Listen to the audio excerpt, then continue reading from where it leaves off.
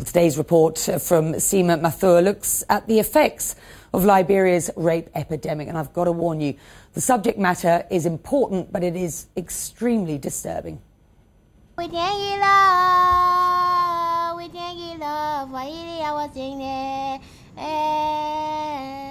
These Liberian women sit for hours on plastic buckets awaiting surgery, a procedure that could transform their lives.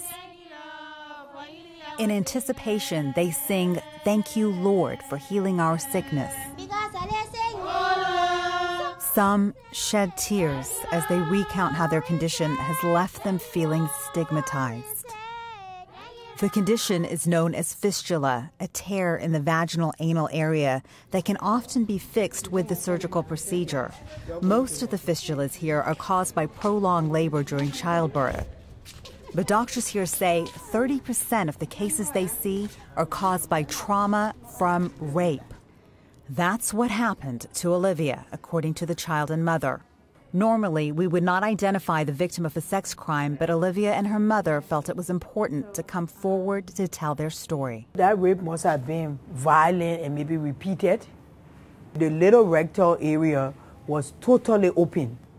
The vaginal area was also destroyed from the hole that was made. Olivia is 11 years old. Her mother says the rape happened when she was 6. She's had to wear a colostomy bag since, making everyday life even more difficult.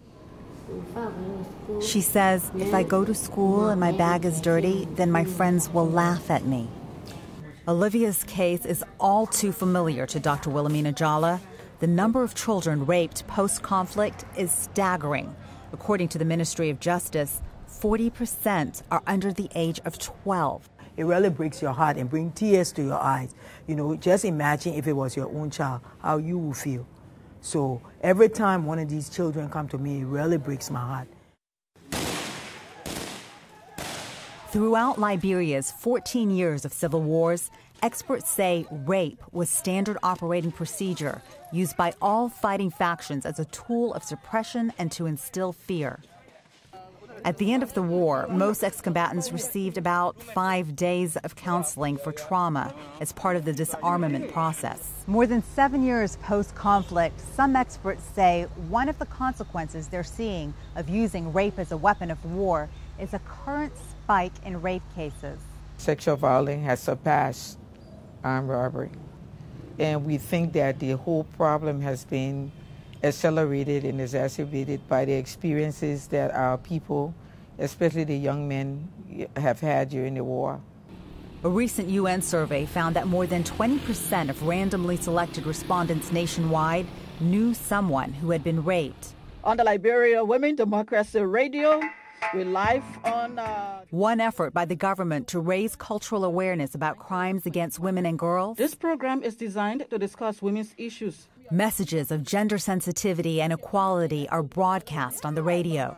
And a big change in the legal system. A special court was established in late 2008 to enforce a revised rape law. That court convicted this 20-year-old who admits to fighting as a child soldier but denies being a rapist.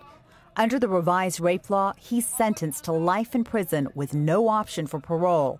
And while the harsh punishment is hailed as a victory, he is just one of 6 men that the new court has convicted for rape. Hundreds of accused rapists have been released before standing trial because of a backlog in cases. But we don't know who's really innocent or guilty of those who are in pre-trial detention status. So we just let everyone out because they've been there longer than the time that they should be there before they go to court. We also run the risk of jeopardizing the safety of the community. So we are working on this balancing. The suspect in Olivia's case was among the hundreds released without being tried. It seems like we're fighting a losing battle. You know, for her, there's no justice will be done on her case. Because Olivia's mom boldly pressed charges defying social norms, she faces a backlash. Well, the family in the community where they live did not want it exposed at all. So right now, she's an outcast. She cannot go back to that village. She says, I just want my daughter well. It will be a while, though. The doctor says because of the extent of the tear and because the tissue is not fully developed, she likely can't have surgery until she's 16, which means it will be 5 more painful years before Olivia can even hope to begin healing. Seema Mathur, CNN, Monrovia.